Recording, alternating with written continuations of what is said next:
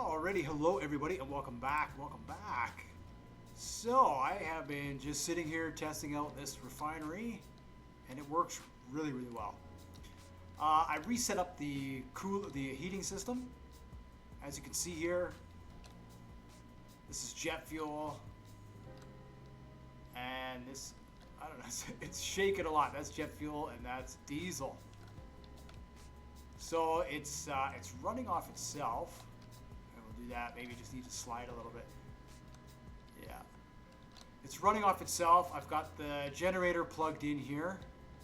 So it's consuming diesel while it's making diesel. And as you can see, it obviously consumes a lot less than what it produces. The truck, when I drove out here, we had 4,700 units in the truck. And we've got 3,800 left. So, I mean, and I've got, what, 11,000 units of diesel now?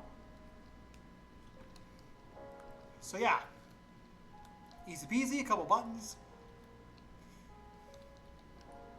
I'll show the, this is inside the tank here. We're a little low. It was full earlier. So, this bottom heater, there's a closed loop inside the chamber.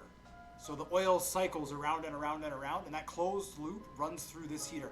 That's what maintains the temperature inside there and heats up the oil so we can refine it.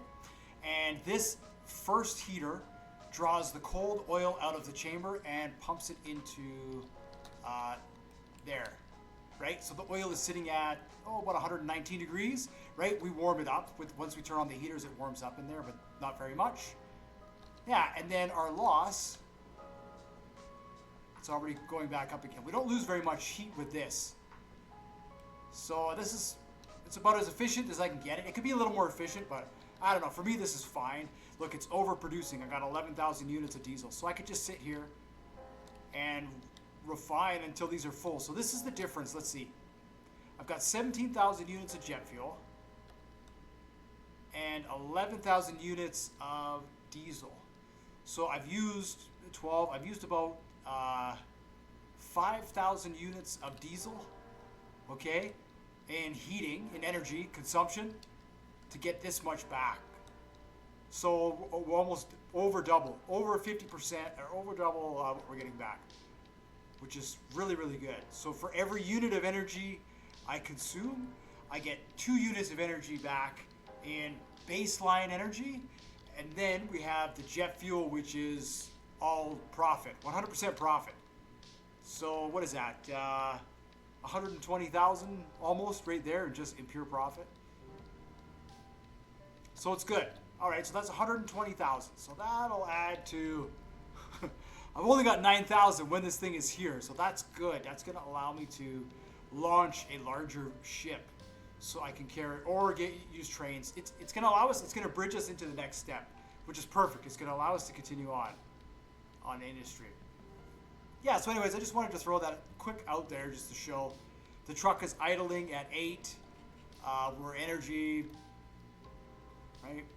We're capacitor stable. So, oh yeah, see, look, it drains. And that's it. I could just park this here and let it run. Basically, it'll run to infinity, let's say, because it feeds off itself. So this is infinite. And it's not breaking the game. We're not having to use the infinite energy node.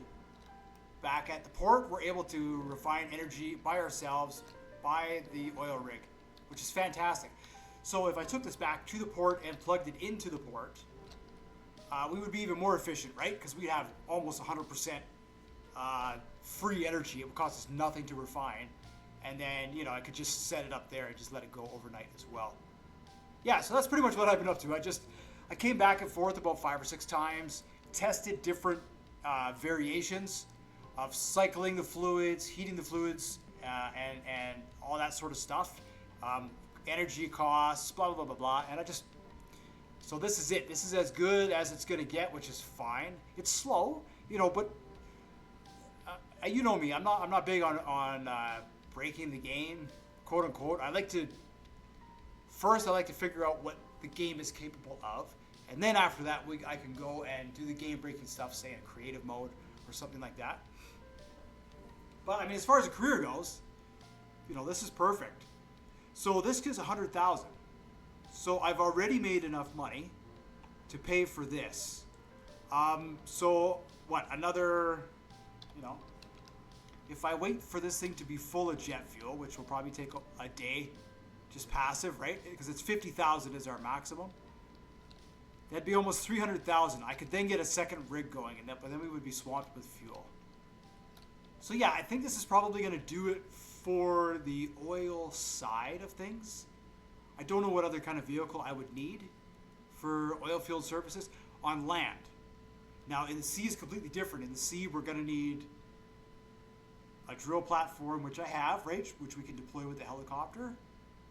And then we can always send a ship out with a refinery on it. Or maybe what I'll do is I'll put a refinery module on the other, on the drill rig. I was thinking about that too. So, yeah.